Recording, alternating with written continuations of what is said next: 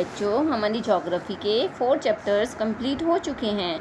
I hope बेटा आपने जो 4 चैप्टर्स हैं उनकी वीडियो देखी होगी, आपको समझ में आ गया होगा। बच्चों, आज हम 5th चैप्टर स्टार्ट करने जा रहे हैं। तो देखिए बेटा, जो ये हमारा 5th चैप्टर है, इसके अंदर देखिए बेटा, ये इकाई 3rd यानी कि हमारी 2 यूनिट्स कंप्लीट हो चुकी हैं। आज हम 3rd यूनिट स्टार्ट कर रहे हैं और 3rd यूनिट की जो हेडिंग है वो क्या है बेटा, भू आकृतियाँ। तो देखिए, हम इसके अंदर जो 5th चैप्टर है हम उसको डिस्कस करने जा रहे हैं। आज का हमारा नया चैप्टर है बेटा, 5th चैप्टर है और हमारे आज के चैप्टर का नाम है खनिज एवं शैल। तो बेटा, आज का जो चैप्टर है बहुत ही आसान है, बहुत इजी है। इसको आप अच्छे से एक बार आप इस वीडियो को अच्छे से देख लोगे तो आपको अच्छे से समझ में आ जाएगा, क्योंकि इसके अंदर ऐसी कोई चीज़ नहीं है जो आपने पहले पढ़ी हुई नहीं है। इसमें सारा मैटर आप जो पहले 8th क्लास में, 9th में, 10th में आपने जो पढ़ा है वही सब कुछ इसके अंदर आ रहा है। तो देखो बच्चों, आपको इस वीडियो को ध्यान से देखना है। वीडियो देखने के बाद आपको बुक रीडिंग करनी है और एक बार ही वीडियो देखकर बुक रीडिंग करोगे तो मुझे विश्वास है आपको सारे पॉइंट्स क्लियर हो जाएंगे। तो देखिए बेटा, ध्यान से सुनो इसको। जो हमारी पृथ्वी है वो बहुत सारे तत्वों से मिलकर बनी है। पृथ्वी के अंदर बहुत सारे तत्व हैं। जो इसकी बाहरी परत है, जो इसकी ऊपर पट्टी है, वो क्या है, ठोस तत्वों से मिलकर बनी है। और जो आंतरिक परत है, जो पृथ्वी का इंटरनल कोर है, वो कैसा है बेटा, गर्म और पिघली हुई अवस्था में। यानी क्योंकि पृथ्वी का जो आंतरिक भाग है उसके अंदर बहुत अधिक तापमान, टेम्परेचर बहुत ज़्यादा होता है, बहुत ज़्यादा गर्मी उसके अंदर होती है। तो इस वजह से वहाँ पर क्या है, हर चीज़ पिघली हुई अवस्था में होती है। तो जो पृथ्वी का जो संपूर्ण परपट्टी है, मतलब इसका ऊपर का जो भाग है, ठोस भाग है, उसका जो 98% एरिया है वो 8 तत्वों से मिलकर बना है। 8 तत्व जैसे प्रतिशत भाग 8 तत्वों जैसे ऑक्सीजन, सिलिकॉन, एल्यूमिनियम, लोहा, कैल्शियम, सोडियम, पोटेशियम और मैग्नीशियम, इन सबसे मिलकर बना है। जो इसका परपट्टी का जो 98% जो एरिया है वो लगभग इनसे मिलकर बना है। बाकी जो शेष बचा हुआ भाग यानी कि जो 2% जो भाग है वो किससे बना है, titanium, hydrogen, phosphorus, manganese, sulphur, carbon, nickel और अन्य पदार्थों से मिलकर बना है। तो इसका जो 98% पार्ट है वो तो 8 तत्वों से मिलकर बना है और बाकी जो रिमेनिंग पार्ट है 2% वो दूसरी चीज़ों से मिलकर बना है। तो देखिए बेटा, मैं आपको ये NCERT की बुक के अंदर आपको मैं लाइन टू लाइन अच्छे से क्लियर कर रही हूँ ताकि आपको सारी चीज़ समझ में आ सकें। आगे देखो बच्चों, आप जो भूपर पट्टी है उस पर पाए जाने वाले जो तत्व हैं वो अलग अलग नहीं मिलते, बल्कि एक दूसरे तत्वों के साथ मिलकर, मतलब जब इसमें क्या होता है बेटा, 2 तत्व जब आपस में मिल जाते हैं तो तीसरे तत्व का निर्माण हो जाता है, मतलब नया तत्व बन जाता है।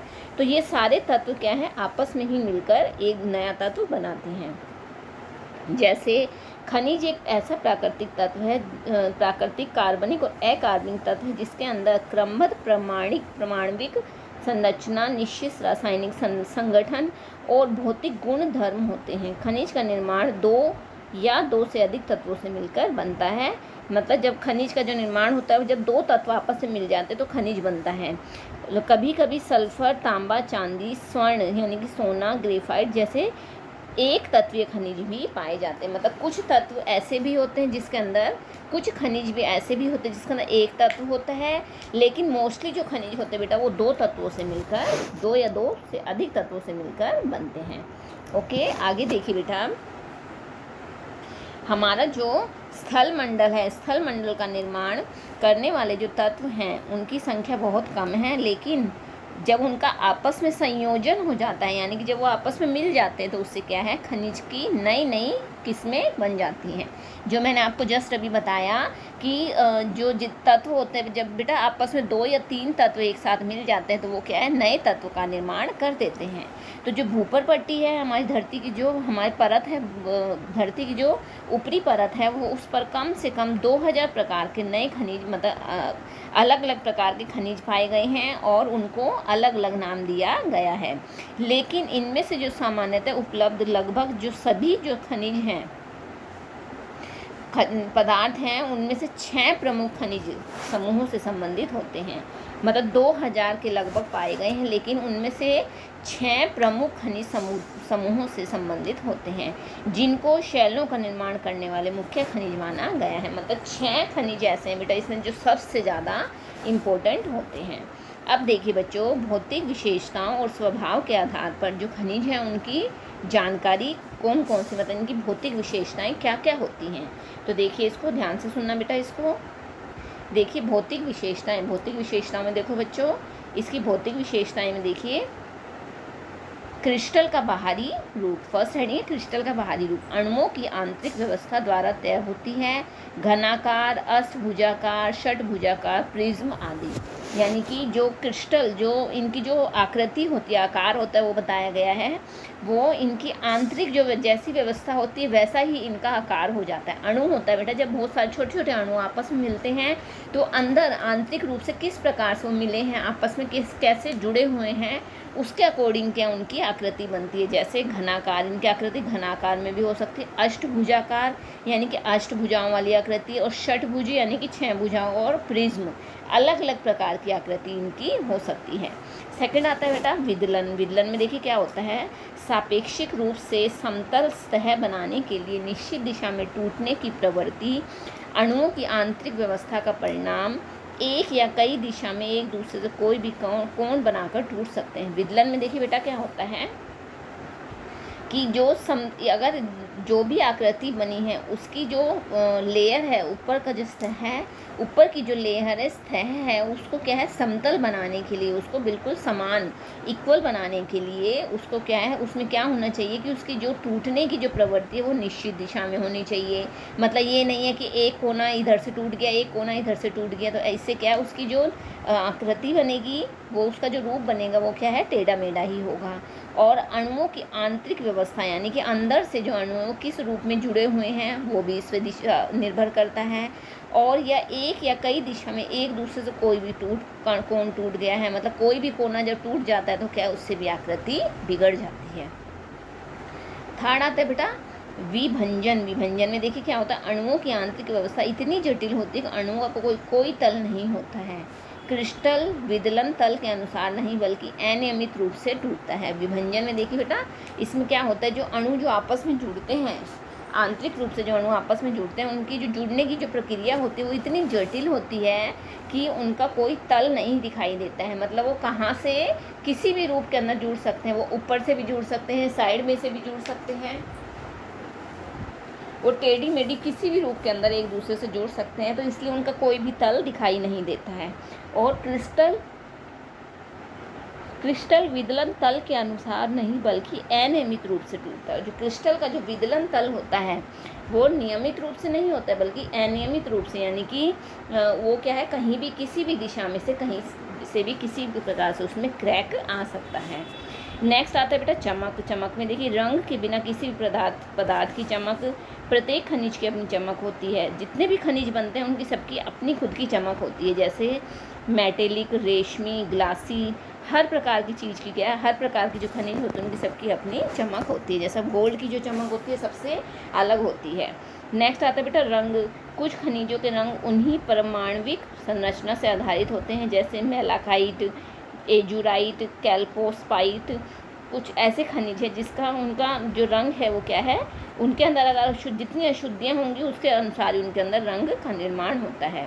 अलग अलग रंग के भी हो सकते हैं। जैसे उदाहरण के लिए बेटा देखिए, अशुद्धियों के कारण जो क्वार्टरजाइट है उसका रंग श्वेत यानी कि सफ़ेद, हरा, लाल या पीला भी हो सकता है। अलग अलग प्रकार के रंग भी इसके अंदर पाए जा सकते हैं। आगे देखिए बच्चों,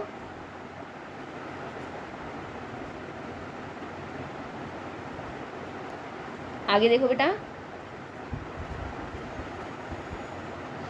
धारियाँ। अब धारियों में देखिए, किसी भी खनिज के पीसने के बाद बने पाउडर का जो रंग होता है खनिज के रंग या किसी अन्य रंग का हो सकता है। मेलाकाइट का रंग हरा होता है, उस पर धारियाँ भी हरी होती हैं। फ्लोराइड का रंग बैंगनी या हरा होता है, उस पर श्वेत रंग की धारियाँ होती हैं। देखिए जो इनके ऊपर खनिजों के ऊपर जो लाइनें होती हैं, धारियाँ होती हैं, वो क्या होता है बेटा, जब खनिज को पीसा जाता है, पीस कर जब उसका पाउडर बनाया जाता है तो जिस रंग का खनिज है उसी रंग का क्या है पाउडर भी बनता है। कई बार क्या है उसका रंग परिवर्तित भी हो जाता है। जैसे खनिज का रंग तो क्या है गहरा है, लेकिन जब उसे पीसा जाता है, पाउडर बनाया जाता है तो उसका कलर क्या है थोड़ा सा लाइट हो जाता है। तो जैसे अब मेलाकाइट का जो रंग होता है वो हरे रंग का होता है और उसके ऊपर जो धारियाँ होती हैं वो भी कैसी होती हैं, हरी होती हैं। लेकिन जो फ्लोराइट है उसका रंग बैंगनी या हरा होता है, लेकिन इस पर जो धारियाँ आती हैं वो कैसी आती है बेटा, सफ़ेद रंग की धारियाँ इसके ऊपर आती हैं।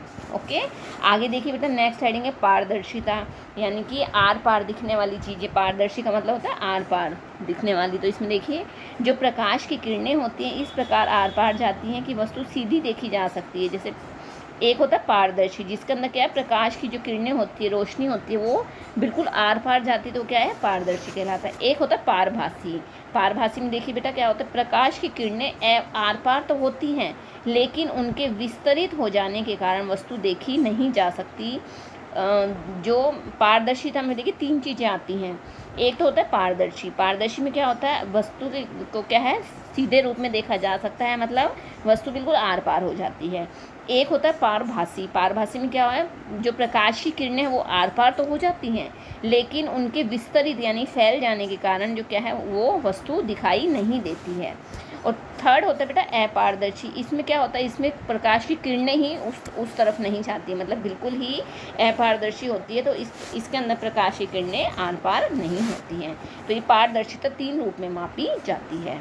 ओके, नेक्स्ट है बेटा संरचना। संरचना में देखिए प्रत्येक क्रिस्टल की जो विशेष व्यवस्था होती है वो महीन यानी कि बहुत बारीक, मध्यम और खुरदरे पिसे हुए, जो क्रिस्टल को जब पीसा जाता है तो एक तो बिल्कुल बारीक चूर्ण होता है, एक मध्यम आकार का होता है और एक होता है खुरदरा, मतलब उसमें दरदरा होता है। तंतु युक्त, पृथक करने योग्य, अपसारी और विकरणकारी, ये सारी इसकी संरचना के अंदर ये सारी चीज़ें देखी जाती हैं। नेक्स्ट आता है बेटा कठोरता। सापेक्षिक प्रतिरोध का चिन्हित होना, 10 चुने हुए खनिजों में से 10 तक की श्रेणी में कठोरता मापना। अलग अलग प्रकार के क्या है बेटा, 10 खनिज चुन लिए जाते हैं और इन 10 खनिज के अंदर क्या है, इनकी कठोरता देखी जाती है, किस खनिज के अंदर कितनी ज़्यादा, किस खनिज में कितनी प्रकार की कठोरता पाई गई है, तो वो क्या कहलाती है, इसकी कठोरता कहलाती है। तो देखिए बेटा इसके अंदर तो जिसके अंदर 10 खनिज कौन से हैं, talc, gypsum, calcite, fluorite, apatite, feldspar, quartz, topaz, corundum, हीरा, ये सारे क्या हैं, इनकी उदाहरण के लिए इस तुलना में नाखून 2.5 हैं तथा कांच चाकू की नोक 5.5 है। ये इसमें एग्जाम्पल दिया गया कि कठोरता किस खनिज के अंदर कितनी कठोरता होती है, कितना टाइट होता है वो, तो वो इन अलग अलग धातुओं के अंदर इनकी अलग अलग इनकी कठोरता दिखाई गई है। जैसे इसमें एग्जाम्पल दिया गया है, जैसे नाखून जो होता है हमारा नाखून, उसकी कठोरता कितनी होती है बेटा, 2.5 होती है, लेकिन जो कांच या चाकू की जो नोक होती है यानी कि उसकी जो कठोरता, कांच या चाकू होता है उसकी कठोरता कितनी होती है, 5.5 होती है। नेक्स्ट है बेटा आपेक्षिक भार। आपेक्षिक भार में देखिए, आपेक्षिक भार क्या होता है, दी गई वस्तु का भार तथा बराबर आयतन के पानी के भार का जो अनुपात होता है वो आपेक्षिक भार कहलाता है। हवा और पानी में जो वस्तु का भार होता है लेकर इन दोनों के अंतर से हवा में लिए गए भाग से भार से भाग दे दिया जाता है और इसके द्वारा क्या है, इसका आपेक्षिक भार निकाल लिया जाता है। ओके, तो इस प्रकार से जो पृथ्वी के आंतरिक भाग में पाया जाने वाला जो मैग्मा है, यानी कि लावा और मैग्मा, बेटा ये आपको अच्छे से क्लियर होना चाहिए। जब पृथ्वी के अंदर जो लिक्विड पदार्थ होता है, जब वो पृथ्वी के आंतरिक भाग में रहता है तो वो मैग्मा कहलाता है, लेकिन जब वही मैग्मा बाहर आ जाता है, पृथ्वी की सतह से बाहर आ जाता है तो वो लावा कहलाता है। तो पृथ्वी के आंतरिक भाग में पाए जाने वाला जो मैग्मा होता है वो सभी खनिजों का एक मूल स्रोत होता है। इस मैग्मा के ठंडा हो जाने पर खनिज के क्रिस्टल बनते हैं और इस प्रक्रिया में जैसे जैसे मैग्मा ठंडा होकर ठोस बनता है, मतलब ठोस चट्टान का रूप लेता है, खनिजों की क्रमबद्ध श्रृंखला का निर्माण होने लगता है। तो इस प्रकार से खनिजों का निर्माण होता है। और जैसे कोयला, पेट्रोल, प्राकृतिक गैस जैसे जो खनिज अकार्बनिक पदार्थ हैं, ये क्रमशः ठोस, तरल और गैस तीनों रूप के अंदर पाए जा सकते हैं। ओके बच्चों, ये जो 3 प्रकार के जो खनिज हैं, कौन कौन से, कोयला, पेट्रोल और प्राकृतिक गैस, ये तीनों क्या है, ठोस, तरल और गैस रूप में पाए जाते हैं। ठीक है, ये था बेटा। आगे नेक्स्ट हेडिंग आती है धात्विक खनिज। नेक्स्ट हेडिंग है धात्विक खनिज। इसमें देखिए, इसमें धातु तत्व होते हैं और इनको 3 प्रकार में बांटा गया है। तो कौन कौन से धातु तत्व हैं, बहुमूल्य धातु जैसे सोना, चांदी, प्लेटिनम, ये क्या है, बहुत बहुमूल्य, मतलब इनकी बहुत कीमत होती है। लौह धातु जैसे लौह और स्टील के निर्माण के लिए लोहे में मिलाई जाने वाली वस्तु। अलौहिक धातु जिसके अंदर लोहे की मात्रा नहीं होती, जैसे ताम्र, सीसा, जिंक, टीन, एल्यूमिनियम, ये तीनों किस्में ये क्या कहलाती हैं? अलौहिक धातु कहलाती है। बेटा आपने 10th क्लास में भी पढ़ा होगा, आप अच्छे से याद करना। 10th क्लास के अंदर भी आपने सारी चीज़ें पढ़ी हुई, धात्विक और अधात्विक खनिज। धात्विक खनिज होते हैं जिसके अंदर धातुएं होती हैं, और अधात्विक खनिज जिसमें धातुएं नहीं होती हैं। आगे देखिए बेटा, अधात्विक खनिज। नेक्स्ट आता है अधात्विक खनिज, इसमें धातु के अंश उपस्थित नहीं होते हैं, जैसे गंधक, फॉस्फेट, नाइट्रेट अधात्विक खनिज में आते हैं, और जो सीमेंट है वो अधात्विक खनिजों का ही मिश्रण माना जाता है। तो ये था बेटा जो खनिज हैं, खनिज के बारे में ये कंप्लीट आपका टॉपिक इसके अंदर बताया गया। खनिज और शैल, जो आपका आज का टॉपिक है वो क्या है? खनिज और शैल। तो हमने इसके अंदर खनिज के बारे में डिस्कस कर लिया है। आई होप बच्चा आपको समझ में आ गया होगा। फिर भी एक बार आप इसकी रीडिंग जरूर करना बुक की, ताकि आपके डाउट्स क्लियर हो सकें। आगे आता है बेटा हमारी नेक्स्ट हेडिंग आती है शैल। शैल होती है चट्टान जिसे कहा जाता है। अब ये शैल के अंदर देखिए बेटा क्या है, जो शैल होती है, शैल पृथ्वी की प्रॉपर्टी शैलों से बनी है। शैल का निर्माण एक या एक से अधिक खनिज से मिलकर होता है। ये मैंने आपको पहले ही बताया था कि जो चट्टान है, शैल हैं, मतलब एक या एक से खनिज क्या है, एक या एक से अधिक मिलकर उनका नए खनिज का निर्माण होता है। तो जो शैल होती है वो कठोर या नरम या विभिन्न रंगों की हो सकती हैं, जैसे ग्रेनाइट कठोर तथा शैल खड़ी नरम होती है। तो अलग अलग प्रकार की जो शैल होती हैं, चट्टानें होती हैं, वो अलग अलग प्रवृत्ति की हो सकती हैं। ग्रेबो काला तथा क्वार्टरजाइट दूधिया श्वेत रंग का होता है। अब देखिए बेटा दोनों ही शैल हैं, ग्रेबो भी शैल है, क्वार्टरजाइट भी। ग्रेबो कैसी है? काली होती है, और क्वार्टरजाइट कैसा होता है बेटा? दूधिया सफ़ेद रंग का होता है।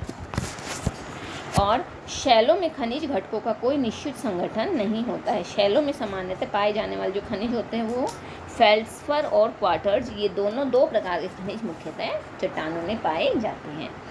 अब देखिए बेटा, शैल और स्थलाकृतियों तथा शैल और मृदा में निकट संबंध होने के कारण भूगोल शास्त्री को शैलों का मौलिक ज्ञान होना आवश्यक होना चाहिए। यानी कि शैलों के अंदर और जो मिट्टी है उसके अंदर क्या आपस में बहुत गहरा संबंध होता है, क्योंकि जो चट्टानें होती हैं उसके आसपास मिट्टी ही पाई जाती है। तो इनका जो भूगोल शास्त्री होते हैं, यानी कि जो ज्योग्राफर्स होते हैं, उन्हें क्या है, शैलों का भी ज्ञान होना बहुत ज़रूरी होता है। तो शैलों के विभिन्न प्रकार हैं। जो शैल है वो क्या अलग अलग प्रकार की पाई जाती हैं।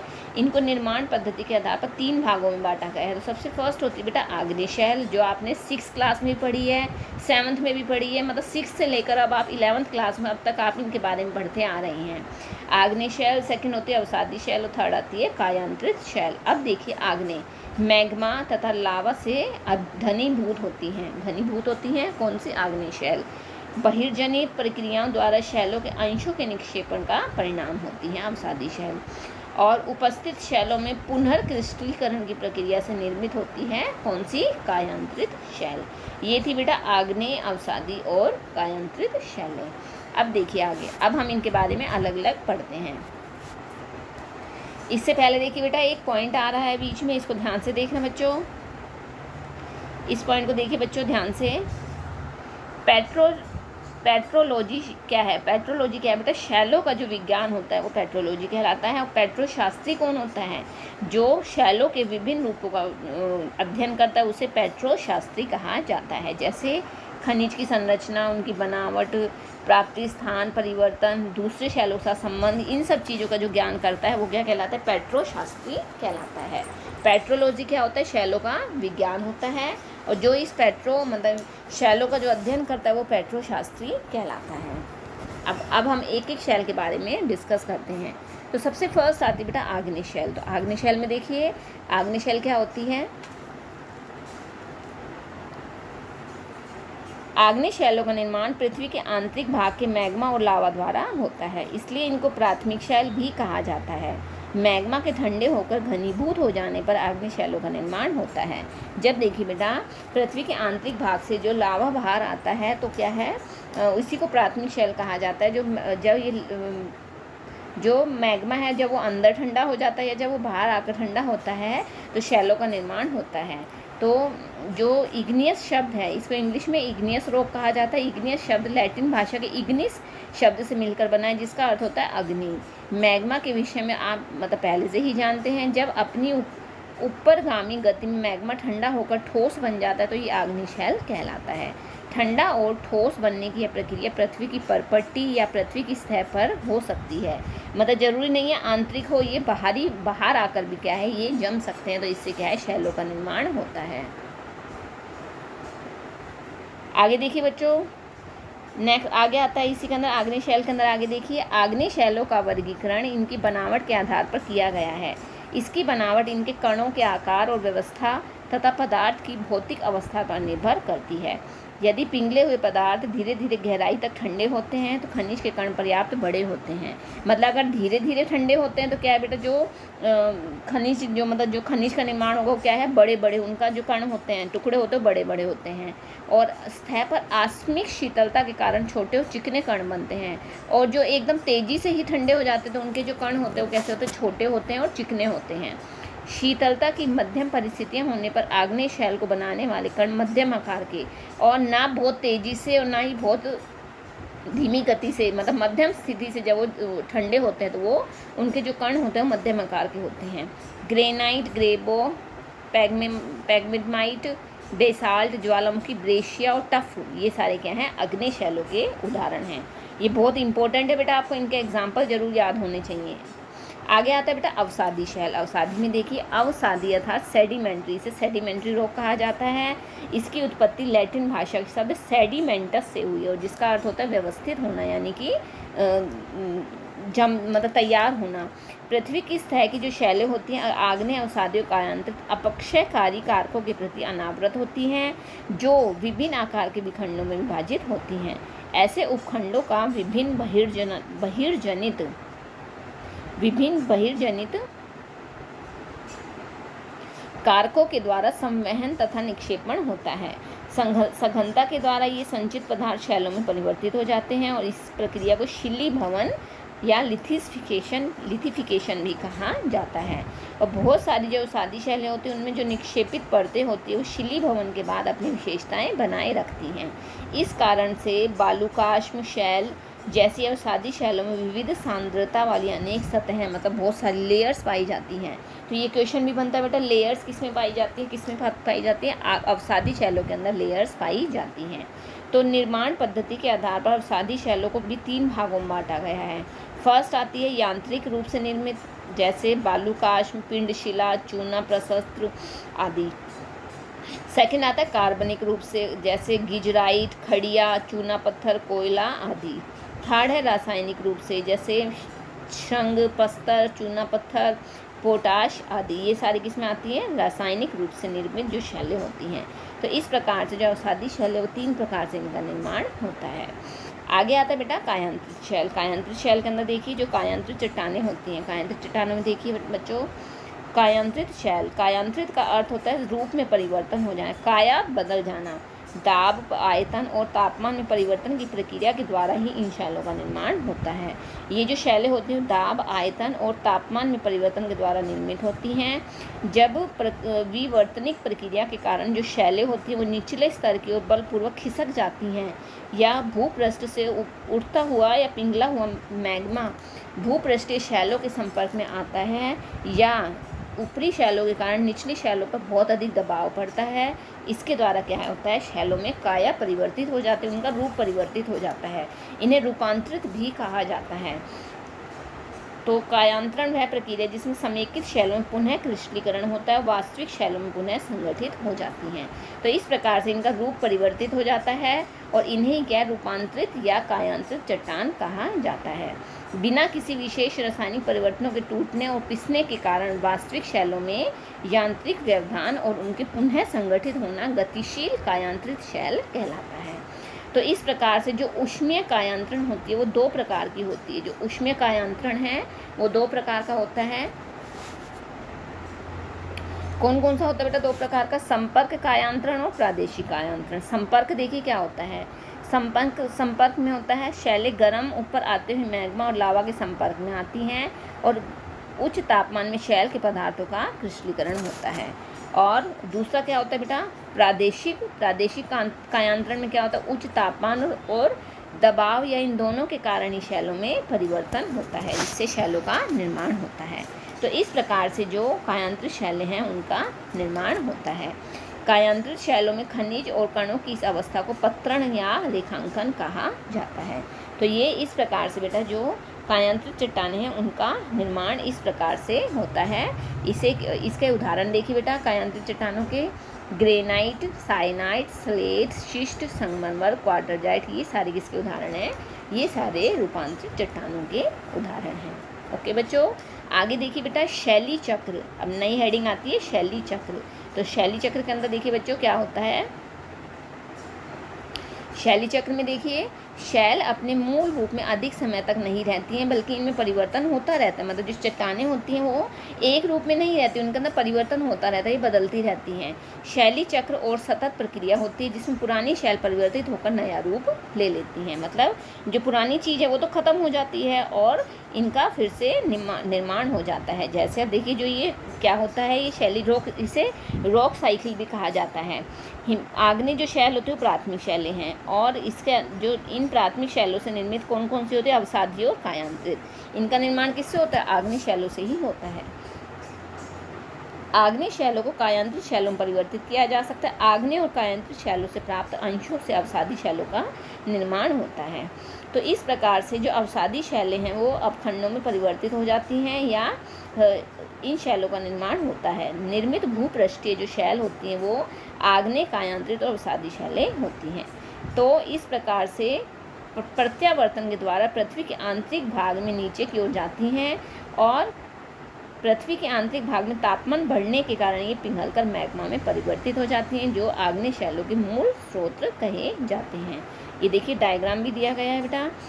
डायग्राम के अंदर देखिए, ये डायग्राम के अंदर जो ये आग्नेय इसका चक्र है वो आपको डायग्राम के अंदर दिखाया गया है। ये देखिए बेटा, ये इसका डायग्राम है। इसका ना देखिए ये सबसे पहले आग्नेय शैल है, ये आग्नेय से ही कायांतरित बनती है। ये देखिए ये है आग्नेय शैल, इससे क्या है? कायांतरित बन रही है और इस आग्नेय के द्वारा ही क्या हो रहा है? आग्नेय के द्वारा ही अपर्दन होता है इनका, फिर इससे अवसादी शैलें बनती। इस प्रकार से क्या है बेटा, ये पूरा जो सर्कल है, पूरा जो चक्र है वो बदलता रहता है। इससे फिर मैग्मा बनता है, मैग्मा से फिर क्या बन जाती है? फिर से आग्नेय शैल बन जाती है। तो इस प्रकार से पूरा सर्कल चलता रहता है। तो बच्चों ये आपका चैप्टर था। आई होप बेटा आपको समझ में आ गया होगा। मैंने आपको कोशिश की है बेटा इजी लैंग्वेज में समझाने की। फिर भी अगर आपको कुछ डाउट रहता है तो बच्चों आप मुझसे डिस्कस करोगे, आप मुझे कमेंट बॉक्स में लिख कर दोगे ताकि मैं आपके डाउट्स को दूर कर सकूं। ओके, थैंक यू बेटा, हैव अ नाइस डे।